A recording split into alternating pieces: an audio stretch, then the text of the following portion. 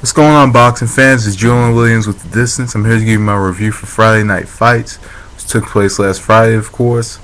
It was a overall average card. It wasn't really anything special, to be honest. The most action-packed match was, the first fight, and it wasn't overall, a card you expect to, ring out, the new year, because when it's just like with normal television shows, when you have the season finale, you have a great season finale. You have a great cliffhanger that will bring the viewers back. They're definitely gonna bring the viewers back because the last season finale you had Randall Bailey versus Juan Urango, and you had Clinton Woods versus Tavares Cloud. Which was a good double header main event, and it's one of those things like that. Makes the fans expect more out of the next season and want more, out of the next season, and it brings, fans back. But this card, wasn't really the best card to start the year off with because it was very average. And, anyway, onto the card. The first matchup was between two heavyweights, Fedosov and Butler. Lionel Butler did the right thing by forcing his body weight on the Fedosov and making him push him off, because when you put your body weight on a fighter and kind of lean towards him or lean on him, then it kind of drains energy from the fighter. When energy is when you're putting especially if you have a 50-pound advantage, because it's not like you put the dude was like 223 pounds. He was pushing about 276 pounds off of him. So that's a lot of weight to be, pushing off for, a whole like six to 8 rounds. It's just a lot of weight to be pushing off. So, doing that constantly, will take its toll on any fighter. And it was the right thing to do, but Fedosov did the right thing. He kind of stayed on the outside and then would go back on the inside, and he landed a few hooks, and it ended the fight in the second round. Overall, it was a good matchup because both fighters were throwing shots, eating shots and whatnot, and overall it was a good entertaining matchup. Good way to start off 2010. And the second matchup was Dichenko versus Atencio. This was kind of I'm not gonna say necessarily it was a boring fight, but it wasn't that eventful. Atencio had trouble when Dichenko would kind of throw combinations, and then he went down a couple times in the fight. I didn't think the first knockdown was legit, but the second one, I believe it was. I think the second one came in like the fourth or fifth round. It was another knockdown, but Dichenko was the ring general in the matchup. He controlled the pace of the matchup.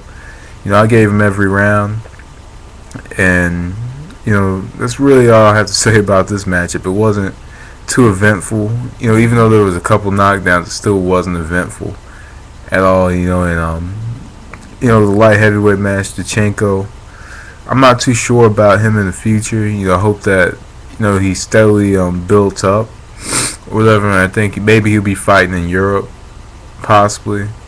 Who knows? But overall, it was an okay matchup. It was tolerable, but there wasn't really any big punches landed. It was just kind of a jabbing matchup, to be honest. And Atencio was brought in on short notice as well, so I guess maybe it was a different style than Dichenko had expected. So that could bring about a different fight when you have a fighter who is is brought in on short notice, and you don't get the full 6-week training camp or 4-week training period to prepare for this fighter when you're preparing for another fighter. So overall it was a decent matchup. And then on to the main event, Dionosio Miranda versus Roman Karmazin, IBF middleweight title eliminator. Roman Karmazin came out, he did did what he needed to do. Did everything right. Miranda kept throwing the same shots the whole time the fight was going on. It was just the double of jab right hand. All the whole time the fight was going on, it was double left jab right hand. It was becoming very one dimensional. It landed a few times. It hurt Karmazin in like the third round, and it knocked him down like the eighth or ninth round. And in the round after Karmazin got knocked down, he knocked out Miranda. Hurt him. Overwhelmed him with shots, and it was over.